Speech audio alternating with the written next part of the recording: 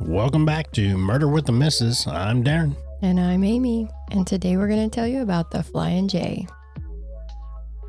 Don't forget to smash that like button. Check out the description for the links of all of our podcast platforms, Cash App, and Buy Me a Coffee. Like, share, subscribe, and don't forget to tell your friends. Welcome back, everybody. All the bodies. If you guys missed the live, go back and watch it. It's actually on a new case, Jackson Cradle. Yep. So go check it out. We did it Last night. Well, Because we're you guys will see early. this Tuesday, so it was actually Saturday, so it'd be Yeah. the 25th. Very true. Now, this one might be a shorter episode. There's not a lot of information out on these, but we just passed the anniversary and there hasn't been much coverage lately, so we're going to keep the word out there. Plus, I need to know what's going on at the Flying J or any rest stop, truck stop, places like that are off the highways. We all know that these places seem a little shady, especially at night, with alleged drug activity, prostitution, and unsavory characters lurking about. They have a slight reputation, but not all are the same though, so that's kind of profiling. I ate Chinese food at a Flying J's one time. Don't do it. That was the worst experience. Don't do it. Looked good. Was not good. It was false advertising. He paid for that one. Yeah. Now, some of these are well lit. They have lots of cameras and they just feel safer. But regardless of how you feel about them, today we're going to talk about this one in particular. And this is the Flying J/Denny's off of exit 320 on I-5 in Resaca, Georgia. Resaca, Georgia. Resaca. Gotcha. We're going to start with Caleb Nathaniel Smith. He was born November 6th of 1998. He was described as loving and caring, always helping friends and family, doing the most like mechanical and demolition work and landscaping. He dreamed of being a herpetologist, or herp as they are so lovingly called. And that's a scientist who studies reptiles and amphibians, so you are for sure out on that one. Nope. Nope. Don't mess with no ropes. No snakes. No snakes. Nope. Not in this house.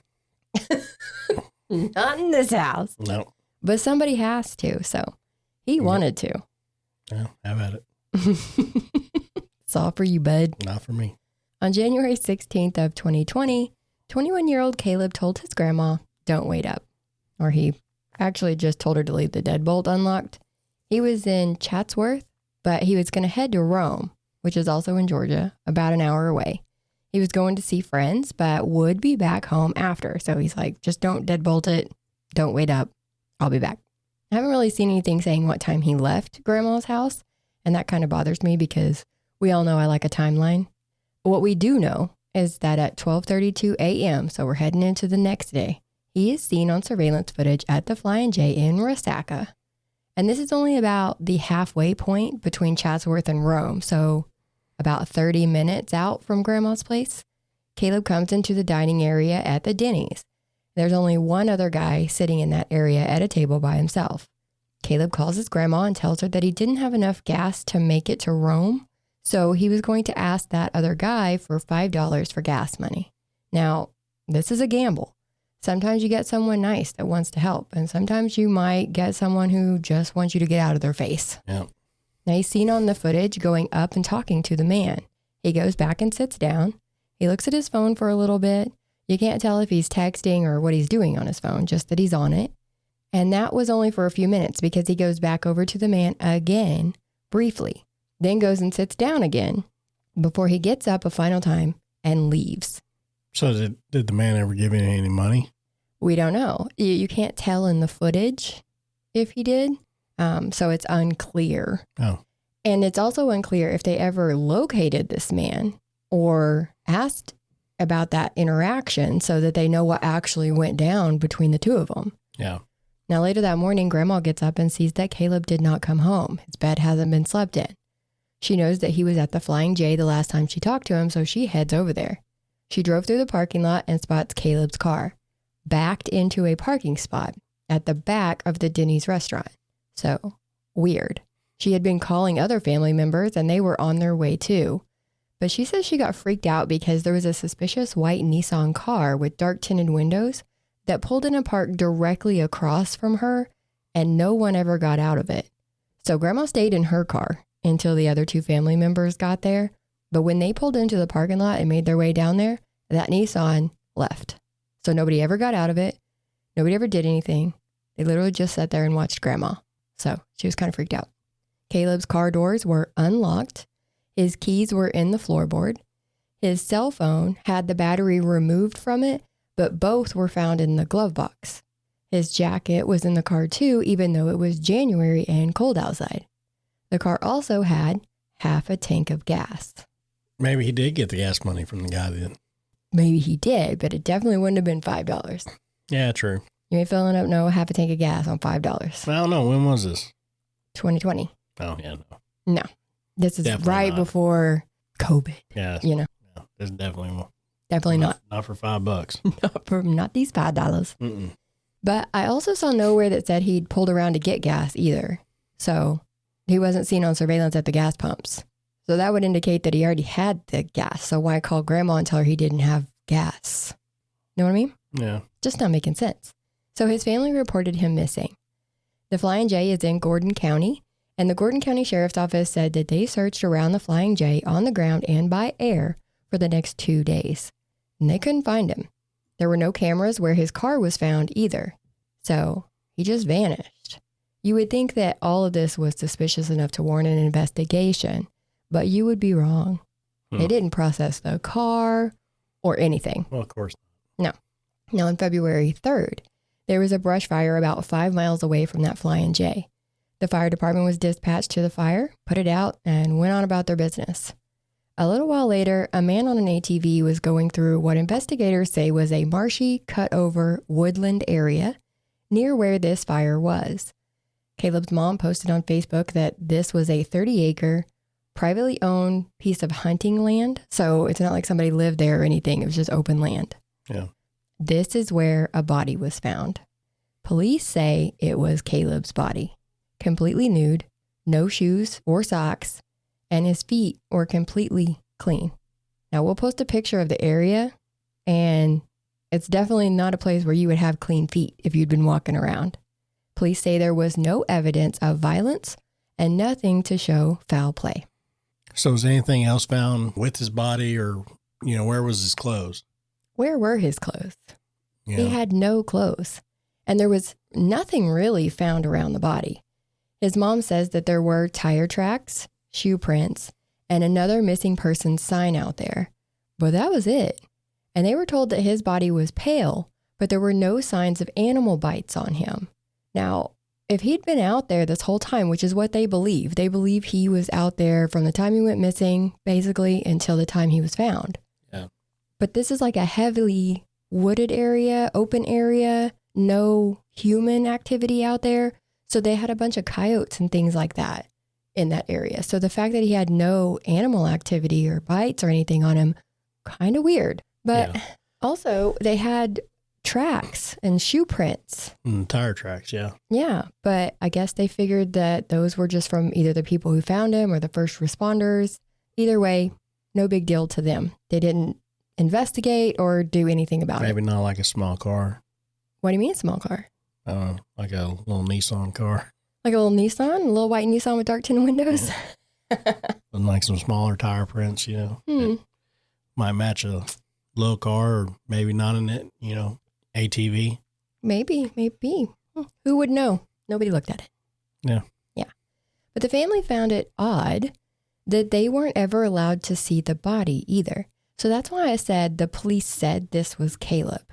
Because it was said that, like I said, he had been out there for 2 weeks. So you would think it would be in pretty bad condition. So I can understand that. No, you don't want to see him the way he is. But his mom did want to see him. She wanted to see for herself with her own eyes that this was her son. Well, yeah. And she was told no. They even made the family do a closed casket funeral. So the family never saw him, which of course. They can't make them do that. They did. They can. It's their kid. They never were allowed to see the body. The mom fought and fought to try to see him, and they would not let her. I would have took that to a higher power. Bro, I'm telling you now. Because so now she's left to wonder was this even my son? Exactly. How do I know? I would have denied it. I would have denied it until I seen it. Exactly. Yep. Exactly.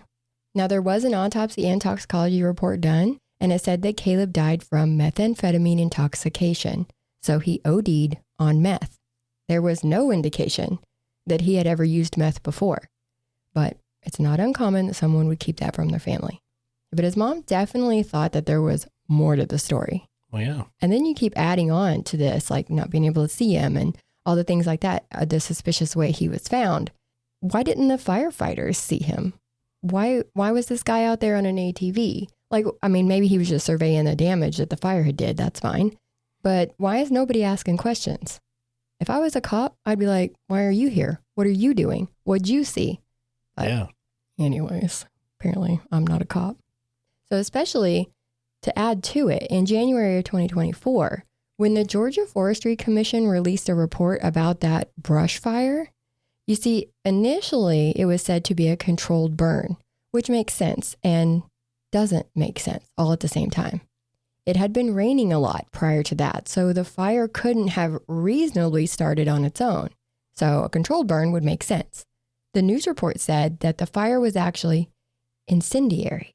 The investigator wrote, "It is my determination that the fire was set in hopes of destroying the body or any evidence." So arson. A cover-up. Yeah.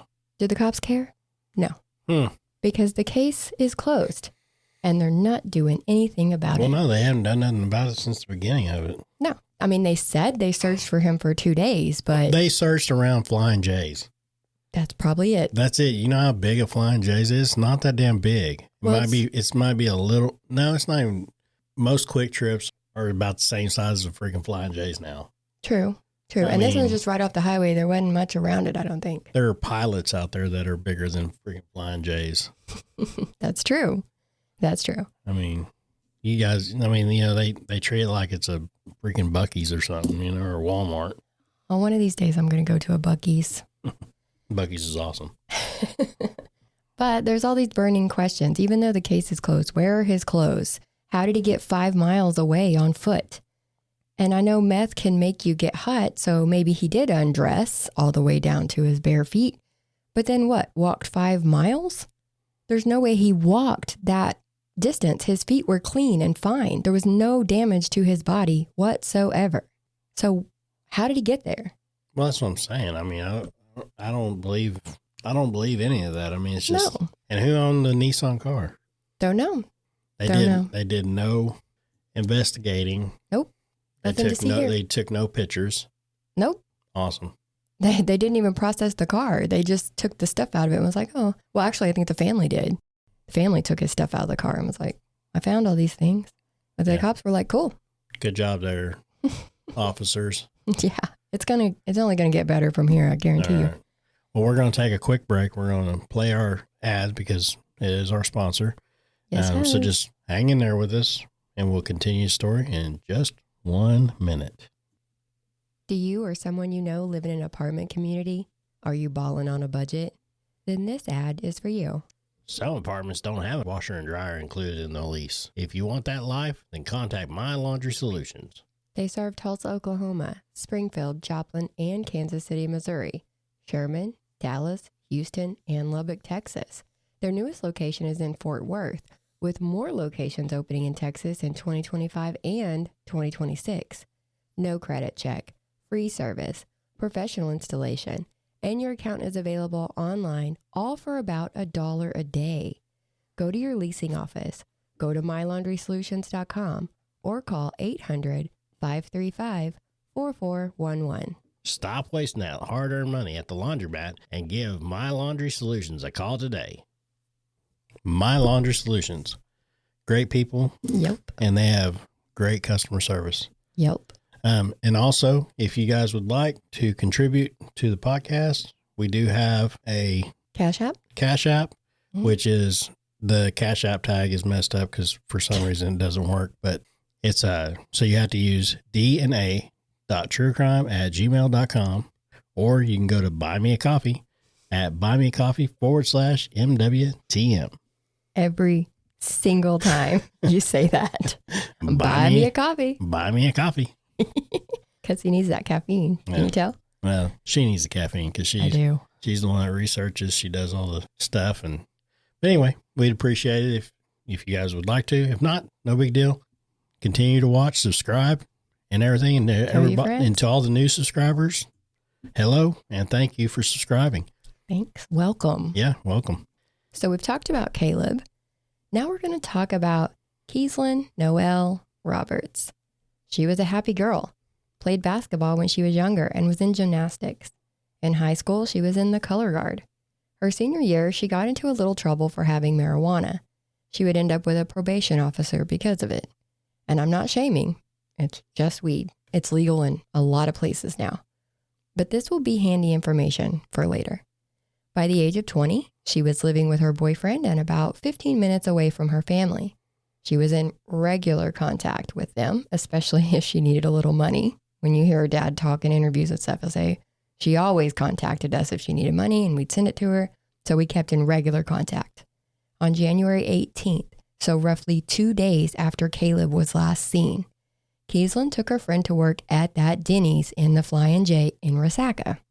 He was only working from 7 to 10 that day, which I thought was a really weird schedule, 3 hours, but she was going to give him a ride home too. So at 10 o'clock, he came out to Keeslyn's car in the parking lot, but she wasn't there. Now, in one version of events, he says he called her and she said she would be back in a few minutes. In another story, he had said that he hadn't talked to her since she'd dropped him off. So it's not clear exactly if he actually talked to her or not. Sometime after 11 p.m., it is pouring down rain, and Keeslyn comes up to the back kitchen door of that Flying J, where a manager and another worker are. It sounds like they're having like a smoke break to me. But at first they told her that she couldn't come in that door because it's employees only. But she was soaked and she looked scared, so they went ahead and let her go in. Now, when they came in shortly after, Keeslyn was crouched beside a counter in the kitchen. They asked her what she was doing there, and she said she was looking for the guy that she had dropped off for work. So she actually says his name, but we're not going to do that. But she was looking for him. The manager told her that she couldn't be there. So Keeslyn ran back out that door that she had come into, the door leading to that back parking lot of the Denny's. The manager looked out the door and saw Keeslyn on the sidewalk. The manager turned her head for a second, and when she looked back, Keeslyn was gone. She called the police to report a suspicious female. And when they showed up, the manager let them know that she had left her bag there. So her backpack was still there where she had been crouched by the counter. They told her to just hold on to it in case the woman came back for it. They didn't look in the bag or anything, look for any kind of ID? No. Nothing? No, not the cops. Wow. And it sounds like the workers there didn't either. Well, I mean, I can understand the workers not, doing that. But, I mean, the police officers, they have every right to look into a suspicious bag that's left on scene. It's a suspicious woman that came in, obviously under duress, or she was having some type of issue, and then she just ran out and left her bag. Yeah, that's suspicious. Exactly. I mean, come on, do your job. Yeah. On January 20th, Eric, so that's 2 days now later, Eric, Keeslyn's dad, got a call from Keeslyn's probation officer. She had missed a meeting, and so the probation officer was looking for her. He hadn't heard from her since he had sent her the money on the 18th. So that's the last communication he had with her was the day that she went missing. He went to the house that she lived in with her boyfriend, and the boyfriend tells him that he hasn't seen or heard from her in a couple of days. Sounds real concerned. Then he tells Eric that her car is at the Flying J. So how did he know that? How did he know that? So what does he drive? Not that car. Oh, I don't know. Was it a white Nissan? Tell me. But that's one of many burning questions. Eric does find her car at that Flying J, backed into a parking space that was just 5 spaces down from where Caleb's car had been found. Coincidence? I think not. I think not.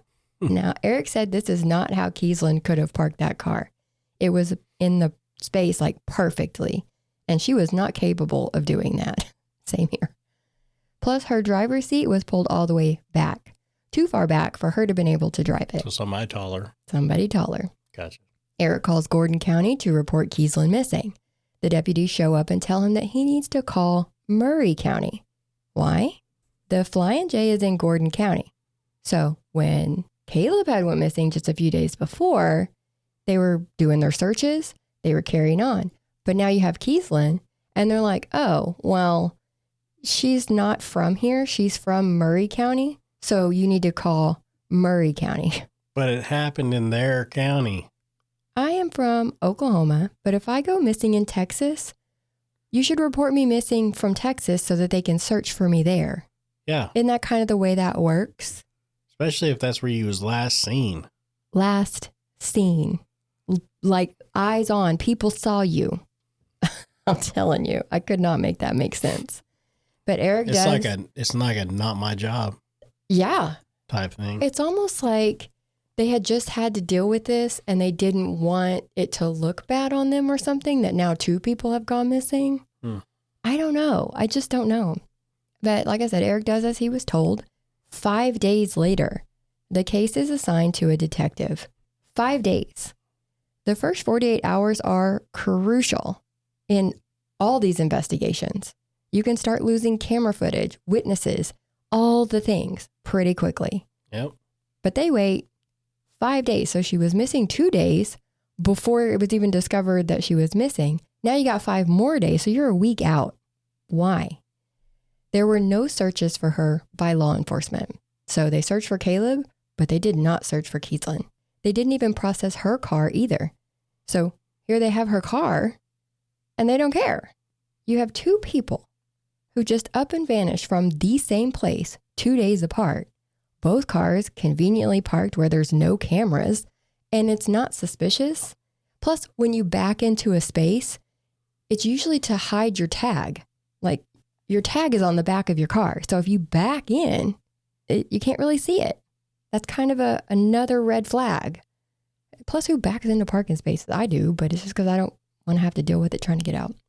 Now, Eric did get her backpack, right? So inside were her car keys, her wallet, her ID, cash, debit card, phone charger, and some clothes. About 45 days after Keeslyn's disappearance, the family gets a tip from an employee at the Flying J/Denny's. There had been some clothes under a bush and behind a dumpster since Keeslyn went missing, and the cops never came to get them. Right? And they damn sure didn't find them in a search because they didn't search for her. So Eric and Shannon, which is her mom, they go and check it out. And there hasn't been much released about the clothes that they found, except that one of the shirts was confirmed to be Keeslyn's. So I have to wonder if any of those other clothes were Caleb's. I haven't seen anything about that, but that was the first thing I thought of. He was found without clothes. They find a pile of clothes. Yeah. If both of their clothes are in the same spot, that means there's a high probability that the same person put them there, which means the same person had them. Yeah. Correct. Is it just me? Swear. They call the police, though. They're still trying to do this right. They call the police. The police come. They bag and tag the clothes. But it's basically for no reason. Because they tell them that they can't be tested or anything because no crime has been committed. Well, I mean, it's frustrating enough as it is. Yeah. You know, and then you get the cops that don't do nothing. Yeah. And then they're like, I don't see nothing wrong. Yeah, no problems here. What's the problem? Yeah. I swear to you. And then they're like, call the other county. She's from that county, so call the other county. But it happened in your county. Mm-hmm. It did. Yep. I mean, call the other county and say, hey, she's missing. Why not? She came missing from our county. So keep an eye out. There you go. She might be in your county. In case she comes home. But we're going to look in our county. You do the same. Why not? I mean, why not? Join. What else you doing? You know, join forces. There's also been some misreporting that Keeslyn had a warrant issued on her the day before she went missing. So some believe that she was actually running. Yeah. But the warrant wasn't issued until the 21st, according to Eric. Plus, it was weed related. Running out on a marijuana charge seems a little excessive because then you're just causing more trouble for yourself. Plus, why would she leave without the cash? If you're going to run off, I can see leaving the other stuff. Sure. But cash is king. Untraceable for the most part. Yeah. So it doesn't make sense to leave the cash there. They also never found her cell phone. What? They could maybe, I don't know, ping her last known location, see who she was talking to before she disappeared. Was she setting up some kind of meet there? Same with Caleb's. So they actually have Caleb's phone. Remember, they found it in the glove box. Yeah. But they will not search it. So my thing is, were they actually meeting up with maybe a dealer at the Flying J?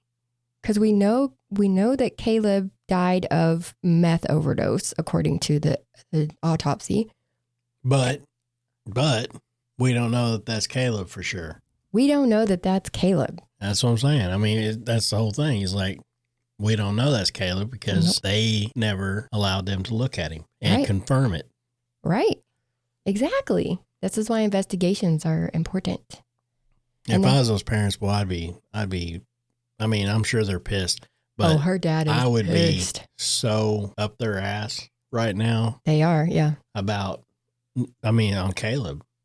Oh, they are too. Yeah. I mean, both of them. Yeah. But I'm just saying, as far as like identifying him, I would be looking at getting that body exhumed. Yeah. And confirming it. Well, I'm sure they say that, we did testing and we checked his blood and it's him and it's his DNA. Not good enough because I wouldn't believe a fucking thing they said. Exactly. Nothing that's coming out of their mouth. Exactly. I need a second opinion, please. Yep. I would take it to a different county. Well, there's certain rules you have to go by to get a body exhumed. They don't just go get them. So they have to get somebody on board with them that has authority that can actually help them out with that. Well, that's where they need to go to a higher power. They need to take it to a higher court. They're trying. Because like I said, we're at the 5-year mark now. Yeah. They got to take it to a higher court. Yes. Now, there's no connection that they've been able to make that would say that Caleb and Keeslyn even knew each other, or even if the cases are related. It's just that the timing and the location and all the things that they have in common are very suspicious. So, was it drug related? Was it not? Who were they waiting for? Were they waiting for the same person? Because I find it hard to believe that Caleb said he didn't have gas and now he does have gas, but they don't have any proof that he got gas there. Yeah. Which means he already had it. So he may have been, I hate to say it, he may have been lying to his grandma about where he was going and what he was doing that night. Maybe. And he's allowed to do that. He's an adult. But look into it. Find out what he was doing there. Find out who he was meeting there if he was. Same with her. Why was she so scared? Yeah. Because one report, there's been lots of, like I said, misreporting. And one was that she was standing at the door. When they found her, she had actually come in the door and was standing there staring out the door like she was watching for someone. Something was happening. Right.